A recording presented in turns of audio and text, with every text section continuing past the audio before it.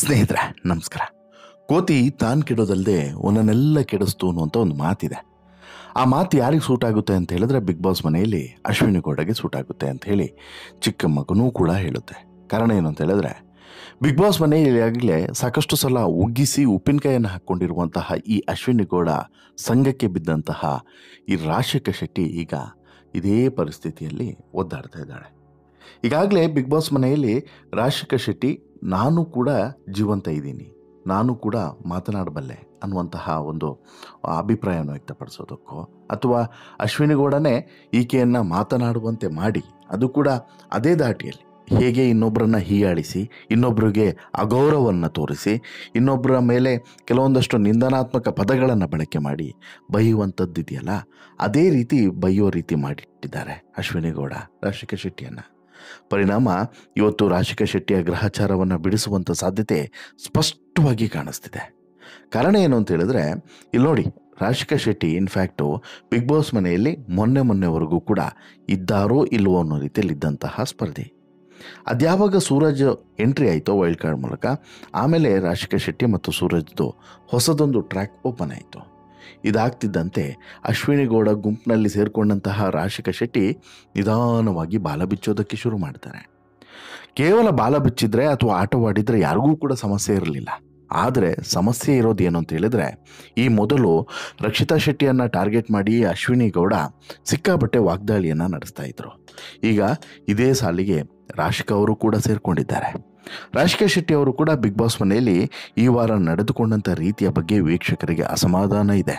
ಈ ವಾರದ ಕಿಚ್ಚನ ಜೊತೆ ವಾರದ ಕತೆ ಎನ್ನುವಂಥ ಸಂಚಿಕೆಯಲ್ಲಿ ಈ ಎಲ್ಲ ವಿಚಾರಗಳು ಚರ್ಚೆ ಆಗಲಿದೆ. ರಾಶಿಕಾ ಶೆಟ್ಟಿಯ ಜನ್ಮವನ್ನು ಜಾಲಾಡಲಿದ್ದಾರೆ ಕಿಚ್ಚ ಸುದೀಪ್ ಅನ್ನುವಂಥ ಅಭಿಪ್ರಾಯ ವ್ಯಕ್ತವಾಗ್ತಿದೆ.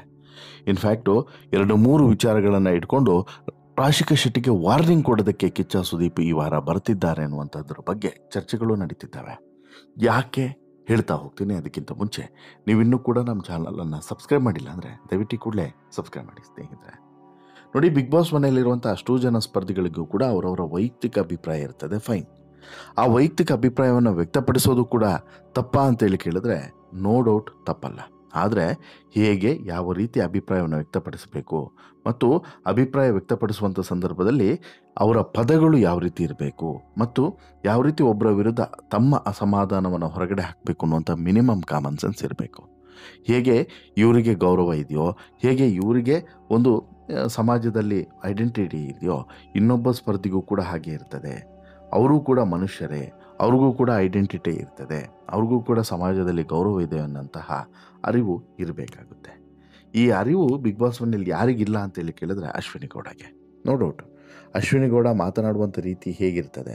ಕಳೆದ ವಾರ ಸುದೀಪ್ ಹೇಳಿದ್ದಾರೆ, ನೋಡ್ರಿ ನಿಮಗೆ ಯಾರಾದರೂ ಒಬ್ಬರು ಗೌರವ ಕೊಡಬೇಕು ಅಂತ ಹೇಳಿದ್ರೆ, ಯಾರು ಜಾಹ್ನವಿಗೆ ಮತ್ತು ಅಶ್ವಿನಿಗೆ ಈ ಮಾತನ್ನು ಹೇಳಿದರು, ನಿಮಗೆ ಯಾರಾದರೂ ಗೌರವ ಕೊಡಬೇಕು ಅಂತೇಳಿ ಹೇಳಿದ್ರೆ ನೀವು ಗೌರವವನ್ನು ಕೊಟ್ಟು ಗೌರವವನ್ನು ತೆಗೆದುಕೊಳ್ಬೇಕು. ನೀವು ಅವರ ಅಗೌರವವನ್ನು ಸೂಚಿಸ್ಬೋದಂತೆ, ನಿಮಗೆ ಅವರು ಗೌರವವನ್ನು ಕೊಡಬೇಕಂತೆ. ಯಾವ ಲಾಜಿಕ್ ಇದು ಅನ್ನೋಂಥ ಪ್ರಶ್ನೆಯನ್ನು ಕೇಳಿದರು. ಸತ್ಯ ಅಲ್ವಾ? ಈಗ ಇವರು ಇನ್ನೊಬ್ರಿಗೆ ಗೌರವವನ್ನು ಕೊಟ್ಟಿದ್ದಿದ್ರೆ ಬಹುಶಃ ಅವರು ಕೂಡ ಇವ್ರಿಗೆ ಗೌರವವನ್ನು ಕೊಡ್ತಿದ್ರು. ಈಗ ನೋಡಿ, ಅಶ್ವಿನಿ ಗೌಡ ವಿಚಾರದಲ್ಲಿ ಯಾರು ಕೂಡ ಆಕೆ ಗೌರವವನ್ನೇ ಕೊಡಲ್ಲ. ಒಂದು ರೀತಿಯಲ್ಲಿ ಈ ಅಶ್ವಿನಿ ಗೌಡ ಅಂತ ಹೇಳಿದ್ರೆ 1-2 ಅಡಿ ದೂರ ನಿಲ್ಲೋಣ, ಆಕೆಯಿಂದ ಅಂತರವನ್ನು ಕಾಪಾಡಿಕೊಳ್ಳೋಣ, ಈ ರೀತಿ ಆಲೋಚನೆ ಮಾಡ್ತಾರೆ. ಯಾಕಂತ ಹೇಳಿದ್ರೆ ಬರೀ ಕಿರಿಕು, ಬರೀ ಬೇಡದೇ ಇರೋ ವಿಚಾರಗಳು, ಆಮೇಲೆ ಸುಮ್ಮನೆ ಕಿತ್ತಾಟ, ಜಗಳ, ರಂಪ, ನಂದೇ ನಡಿಬೇಕು ಅನ್ನುವಂತಹ ಡಿಕ್ಟೇಟರ್ಶಿಪ್ ಮನಸ್ಥಿತಿ, ಇವೆಲ್ಲದೂ ಕೂಡ ಹೆಚ್ಚು ದಿನಗಳ ಕಾಲ ಬಿಗ್ ಬಾಸ್ ಮನೇಲಿ ನಡೆಯಲ್ಲ ರೀ. ಯಾಕಂತ ಹೇಳಿದ್ರೆ ಸೈಡ್ಲೈನ್ ಆಗೋಗ್ಬಿಡ್ತಾರೆ. ಈಗ ಅಶ್ವಿನಿ ಗೌಡ ಕತೆ ಇದೇ ಆಗಿದೆ. ಅದೇ ಕಾರಣಕ್ಕೆ ಅಶ್ವಿನಿ ಗೌಡ ಟೀಮ್ನಲ್ಲಿದ್ದಂಥ ಸದಸ್ಯರು ಕೂಡ ಇವತ್ತು ದೂರ ಆಗಿದ್ದಾರೆ. ಈಗ ಈಕೆಯ ಬಗ್ಗೆ ಗೊತ್ತಿದ್ದೂ ಕೂಡ ಒಂದಷ್ಟು ಜನ ಸೇರಿಕೊಂಡಿದ್ದಾರೆ. ಅದರಲ್ಲಿ ಒಂದು ರಾಶಿಕಾ ಶೆಟ್ಟಿ, ಮತ್ತೊಂದು ರಿಷಾ ಗೌಡ. ಇನ್ಫ್ಯಾಕ್ಟ್ ರಿಷಾ ಗೌಡ ಆರಂಭದಿಂದನೂ ಕೂಡ ಅಶ್ವಿನಿ ಗೌಡ ಅವರನ್ನು ವಿರೋಧಿಸ್ಕೊಂಡು ಬಂದವರು, ಜಾಹ್ನವಿನ ಮತ್ತು ಅಶ್ವಿನಿ ಗೌಡವನ್ನು.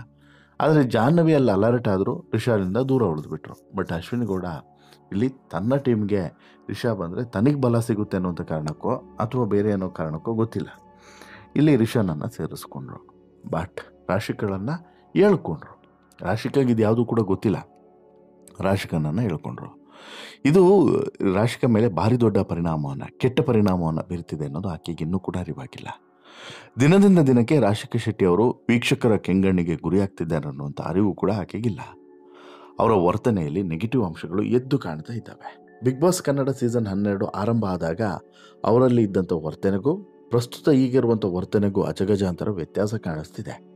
ಈ ವಾರಾಂತ್ಯದಲ್ಲಿ ಕಿಚ್ಚ ಸುದೀಪ್ ಅವರು ರಾಶಿಕಾ ಶೆಟ್ಟಿಗೆ ಕ್ಲಾಸನ್ನು ತೆಗೆದುಕೊಳ್ಳಬೇಕು ಅನ್ನುವಂಥದ್ದು ವೀಕ್ಷಕರ ಅಭಿಪ್ರಾಯ. ಈ ವಾರ ಕಿಚ್ಚ ಸುದೀಪ್ ಅವರು ಮಾತನಾಡಬೇಕಾದಂಥ ಬಿಸಿ ಬಿಸಿ ಸಮಾಚಾರ ಯಾವುದು ಅಂತೇಳಿ ಕೇಳಿದ್ರೆ, ಕಲರ್ಸ್ ಕನ್ನಡ ಸೋಷಿಯಲ್ ಮೀಡಿಯಾದಲ್ಲಿ ಒಂದಷ್ಟು ಜನ ಕಮೆಂಟನ್ನು ಮಾಡಿದ್ದಾರೆ. ಕಲರ್ಸ್ ಕನ್ನಡ ಸೋಷಿಯಲ್ ಮೀಡಿಯಾದಲ್ಲಿ ಕೇಳುವಂಥ ಪ್ರಶ್ನೆಗೆ ಕಮೆಂಟನ್ನು ಮಾಡಿದ್ದಾರೆ. ಇದರಲ್ಲಿ ರಾಶಿಕಾ ವಿಚಾರವನ್ನೇ ಸಾಕಷ್ಟು ಜನ ತೆಗೆದುಕೊಂಡಿದ್ದಾರೆ.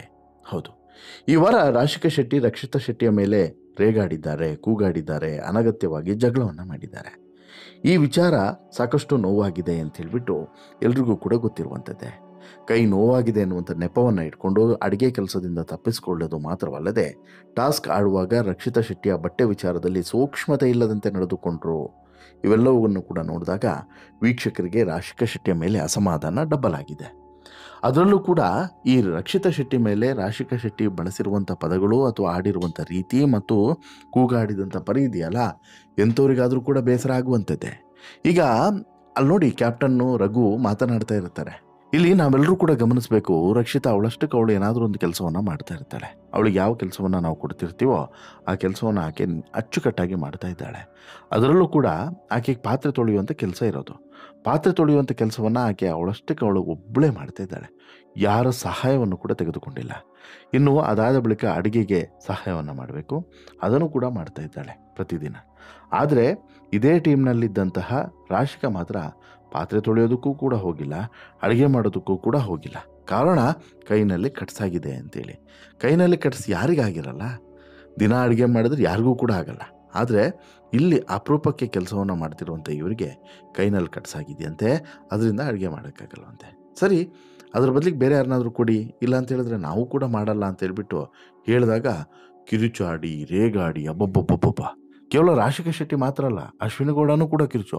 ಏನೇ ನಿಂದು ಜಾಸ್ತಿ ಆಯಿತು, ನಿಂದು ಎಲ್ಲದಕ್ಕೂ ಮೂಗು ತೂರಿಸ್ಕೊಂಬರ್ತೀಯಾ, ನಿನಗೆ ಯಾಕೆ ಅಧಿಕ ಪ್ರಸಂಗ, ಅಬ್ಬಬ್ಬಬ್ಬಬ್ಬ ಮಾತುಗಳವೆಲ್ಲ ಚಂಡಿ ಚಾಮುಂಡಿ ರೀತಿಯಲ್ಲಿ ಅವತಾರವನ್ನು ತೋರಿಸ್ಬಿಡ್ತಾರೆ. ಅಂದರೆ ರಾಶಿಕಾ ಶೆಟ್ಟಿಗೆ ಅಶ್ವಿನಿ ಗೌಡನೇ ಸ್ಫೂರ್ತಿ.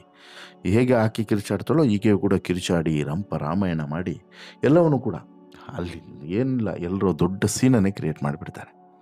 ಇದು 100% ವೀಕ್ಷಕರಿಗೆ ಡಿಸ್ಟರ್ಬ್ ಮಾಡ್ತು. ರಕ್ಷಿತಗೂ ಕೂಡ ಬೇಸರ ಆಯಿತು. ಇನ್ನು ಉಳಿದಂಥವ್ರು ಕೂಡ ಅದನ್ನೇ ಹೇಳಿದರು. ಆಮೇಲೆ ರಘುನು ಕೂಡ ಕೇಳಿದ್ರು, ಯಾಕ್ರಿ ಆಕೆ ಮೇಲೆ ರೇಗಾಡ್ತೀರಾ? ಸಣ್ಣ ವಿಚಾರ, ಅದಕ್ಕೆ ರೇಗಾಡುವಂಥದ್ದು ಏನಿದೆ ಅನ್ನುವಂಥ ವಿಚಾರವನ್ನು ಪ್ರಶ್ನೆ ಮಾಡ್ತಾರೆ.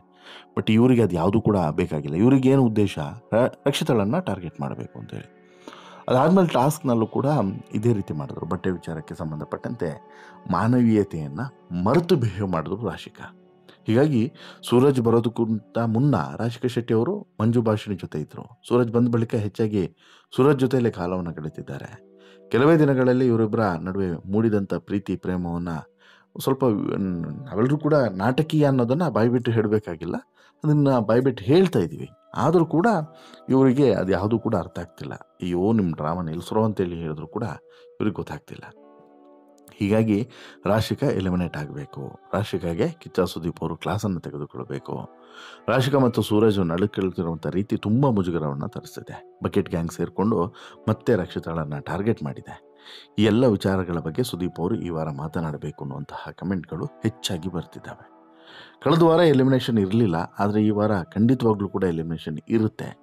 ಯಾರು ಬಿಗ್ ಬಾಸ್ ಮನೆಯಿಂದ ಹೊರಗಡೆ ಹೋಗ್ತಾರೆ ಅನ್ನೋದು ಸದ್ಯಕ್ಕೆ ಎಲ್ರಿಗೂ ಕೂಡ ಇರುವಂಥ ಕುತೂಹಲ. ಈಕೆಯನ್ನು ಕಳಿಸ್ಬಿಟ್ರಿ ಆ ಕಡೆ ರಾಶಿಕಾ ಶೆಟ್ಟಿಯನ್ನೇ ಅಂತ ಹೇಳ್ಬಿಟ್ಟು ಸಾಕಷ್ಟು ಜನ ಕಮೆಂಟನ್ನು ಹಾಕ್ತಿದ್ದಾರೆ. ಬಹುಶಃ ಇದೇ ರೀತಿ ಆಟವನ್ನು ಆಡ್ತಾ ಹೋದರೆ ಮತ್ತು ಸೂರಜ್ ಜೊತೆಗೆ ಇದೇ ರೀತಿ ಒಂದು ಕಳೆದು ಹೋಗುವಂಥ ಪರಿಸ್ಥಿತಿ ನಿರ್ಮಾಣ ಆಗಿಬಿಟ್ರೆ ಸೂರಜ್ ಅಥವಾ ರಾಶಿಕಾ ಇಬ್ಬರಲ್ಲಿ ಯಾರಾದರೂ ಒಬ್ಬರು ಈ ವಾರನೋ ಮುಂದಿನ ವಾರನೋ ಹೊರಗಡೆ ಹೋಗೋದ್ರಲ್ಲಿ ಡೌಟ್ ಇಲ್ಲ. ಇದೇ ರೀತಿ ಕಳೆದು ಹೋದಂತಹ ಅದೆಷ್ಟೋ ಸ್ಪರ್ಧಿಗಳು ಬಿಗ್ ಬಾಸ್ ಮನೆಯಿಂದ ಹೊರಗಡೆ ಹೋಗಿದ್ದಾರೆ. ಅದೇ ಸಾಲಿಗೆ ಇವರು ಕೂಡ ಹೋದರೂ ಕೂಡ ಅಚ್ಚರಿ ಏನಿಲ್ಲ ಅನ್ನೋದನ್ನು ಕೂಡ ನಾವು ಅರ್ಥ ಮಾಡ್ಕೊಳ್ಬೇಕು. ನಿಮಗೆ ಅನಿಸುತ್ತೆ ಸ್ನೇಹಿತರೆ, ರಾಶಿಕಾ ಶೆಟ್ಟಿಯ ಈ ವರ್ತನೆ ಬಗ್ಗೆ ಕಿಚ್ಚ ಸುದೀಪ್ ಅವರು ವಾರ್ನಿಂಗ್ ಕೊಡೋದು ಬೆಟರ್ ಅಂತೇಳಿ ಅನಿಸುತ್ತಾ, ಅಥವಾ ಮನೆಯಿಂದ ಹೊರಗಡೆ ಹಾಕ್ಬಿಡೋದೇ ಬೆಟರ್ ಅಂತೇಳಿ ಅನಿಸುತ್ತಾ? ನಿಮ್ಮ ಅಭಿಪ್ರಾಯವನ್ನು ಕಮೆಂಟ್ ಮಾಡಿ ತಿಳಿಸಿ. ಜೊತೆಗೆ ಈ ಸ್ಟೋರಿ ಇಷ್ಟ ಆಯಿತು ಅಂತ ಹೇಳಿದ್ರೆ ಲೈಕ್ ಮಾಡಿ, ಶೇರ್ ಮಾಡಿ, ಚಾನಲ್ಗೆ ಸಬ್ಸ್ಕ್ರೈಬ್ ಆಗೋದನ್ನು ಮರಿಬೇಡಿ. ಧನ್ಯವಾದ.